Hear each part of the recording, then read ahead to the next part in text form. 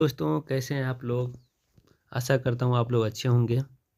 चलिए सीटेट के लिए मैं आज एनसीईआरटी का कुछ इम्पोर्टेंट पॉइंट लाया हूँ जो कंटेंट से रिलेटेड है। आप लोग देखिएगा, बहुत ही इम्पोर्टेंट पॉइंट है। देखिए आज मैं बात करने जा रहा हूँ दोस्त एनीमिया के बारे में। एनीमिया क्या होता है? एनीमिया देखिए हीमोग्लोबिन या आयरन की कमी के कारण होता है। एनीमिया किस कारण से होता है? हीमोग्लोबिन या आयरन की कमी के कारण एनीमिया होता है। यह शारीरिक और मानसिक रूप से प्रभावित करता है। किस रूप में? शारीरिक और मानसिक रूप से प्रभावित करता है। अगला पॉइंट है दोस्त, इससे बच्चे ठीक से पढ़ते नहीं। उनका एनर्जी लेवल देखिए, उनका एनर्जी लेवल लो हो जाता है। पढ़ाई में ध्यान नहीं रह पाता है। ये सभी कारण हो जाते हैं जब एनीमिया होते हैं। ठीक है दोस्त। अगला पॉइंट है मलेरिया के बारे में बात करने जा रहे हैं। मलेरिया क्या होता है? देखिए मलेरिया रोनाल्ड रॉस ने सबसे पहले बताया कि मलेरिया मच्छरों के काटने से होता है। ये भारतीय मूल के थे। कहाँ के? भारतीय मूल के थे। ठीक, आगे बोलते हैं मलेरिया बुखार में कपकपी और ठंड लगती है। सही बात है, जिसको मलेरिया हो जाता है कपकपी और ठंड लगते हैं। आगे का हम बात करते हैं मलेरिया। देखिए मलेरिया मादा मच्छर एनाफिलीज से फैलता है। सही बात है, मादा मच्छर जब काटती है ना, उससे क्या होता है? मादा एनाफिलीज से फैलता है। अगला पॉइंट है मलेरिया को दूर करने की दवाई। मलेरिया को दूर करने की दवाई देखिए सिनकोना पेड़ की छाल से बनाई जाती है। आपसे पूछेगा मलेरिया की दूर करने की दवाई किससे बनता है, तो सिनकोना पेड़ की छाल से बनाई जाती है। आगे देखिए दोस्त रोनाल्ड रॉस, ये देखिए ये बहुत इंपॉर्टेंट पॉइंट है। रोनाल्ड रॉस को दिसंबर 1902 में चिकित्सा के क्षेत्र में नोबेल पुरस्कार मिला था। आपसे पूछेगा रोनाल्ड रॉस को चिकित्सा के क्षेत्र में कब नोबेल पुरस्कार मिला था? 1902 ईस्वी में। आगे 1905 में मरते हुए भी वे कह रहे थे कि कुछ ढूंढ लूँगा, कुछ नया ढूंढ लूँगा। कब? 1905 में। ठीक है, अब हम आगे की बात करते हैं दोस्त ब्रेल लिपि। ब्रेल लिपि क्या है इसके बारे में देख लीजिए। ब्रेल लिपि का जब बात करते हैं तो लुइस ब्रेल फ्रांस के थे। 3 साल, देखिए याद रखिएगा, 3 साल की उम्र में अपने पिताजी के औजार से खेलते हुए इनकी आँखों की रोशनी चली गई थी।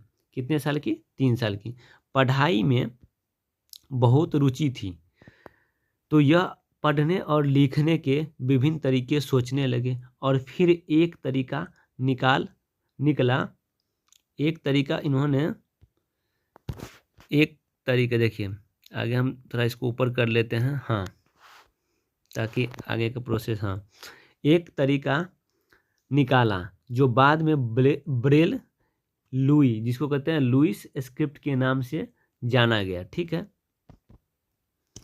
उसके आगे का पॉइंट है देखिए एक मोटे कागज पर एक नुकीली चीज से बिंदुओं को उभारा जाता है। फिर उभरे हुए बिंदुओं पर उंगलियों के सहारे उन्हें स्पर्श करते हुए पढ़ा जाता है। मतलब उंगली से छू के उसको, स्पर्श का मतलब वह छू के पढ़ना। तो जिनका नेत्र नहीं रहता है, नेत्र की रोशनी चली जाती है, वो स्पर्श करके या ऑडियो के माध्यम से सुनते हैं, सॉरी पढ़ते हैं। उसी प्रकार से लुइस ब्रेल ने एक उपाय ढूंढा जो उंगलियों के सहारे स्पर्श करके पढ़ा जाता है। उसे कहते हैं लुइस स्क्रिप्ट के नाम से भी जाना जाता है। यह ब्रेल लिपि कहलाती है और ये कितने बिंदुओं का? 6 बिंदुओं का है। देखिए आगे का पॉइंट जब हम बात करेंगे तो उसी का पॉइंट आएगा। देखिए ब्रेल लिपि 6 बिंदुओं पर आधारित होती है। आपसे पूछेगा ब्रेल लिपि कितने बिंदुओं पर आधारित होती है दोस्त, तो 6 बिंदुओं पर। ठीक, अगला पॉइंट आ रहा है दोस्त दृष्टिहीन व्यक्ति की छड़ी सफ़ेद होती है। याद रखिएगा, दृष्टिहीन व्यक्ति की छड़ी कैसी होती है? सफ़ेद होती है। ठीक है, अब हम आगे का बात करते हैं हमारे शरीर के लिए विभिन्न पोषक तत्व। देखिए ये सबसे बहुत इंपॉर्टेंट है कि हमारे शरीर के लिए कौन कौन से पोषक तत्व जरूरी है। हमारे भोजन में मुख्य पोषक कार्बोहाइड्रेट, प्रोटीन, वसा, विटामिन तथा खनिज लवण हैं। हमारे भोजन में क्या क्या जरूरी है ये तो आप देख लिए। मुख्य रूप से पोषक में कार्बोहाइड्रेट, प्रोटीन, वसा, विटामिन तथा खनिज लवण हैं। आगे का हम बात करते हैं।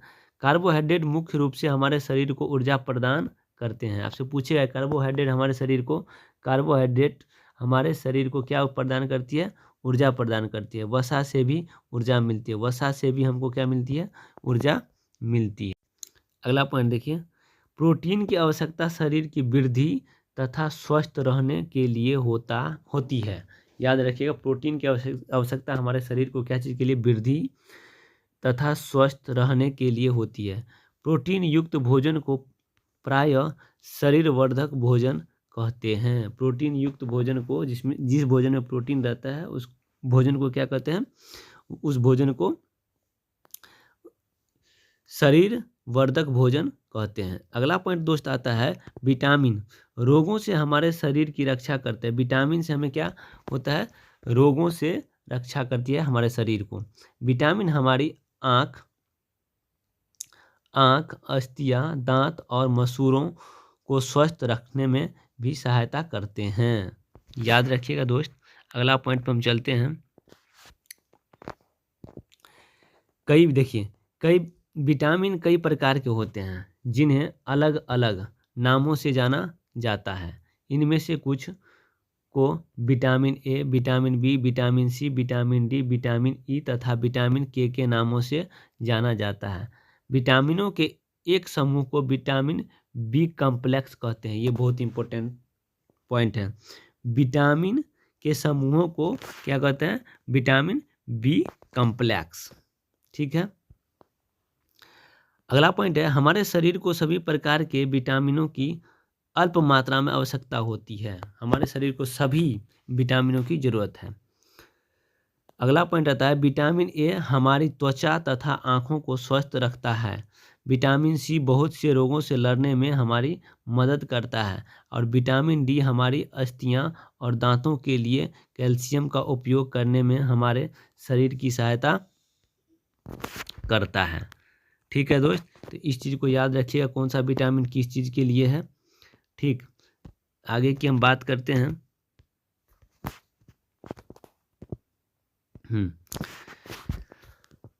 हमारा शरीर भी सूर्य के प्रकाश की उपस्थिति से विटामिन डी प्राप्त करता है। सही बात है, हमारा शरीर जो है सूर्य की उपस्थिति में विटामिन डी प्राप्त करता है।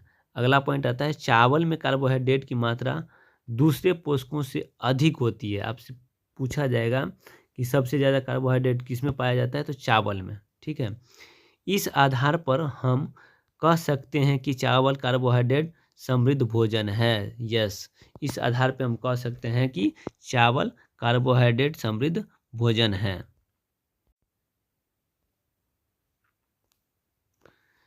इन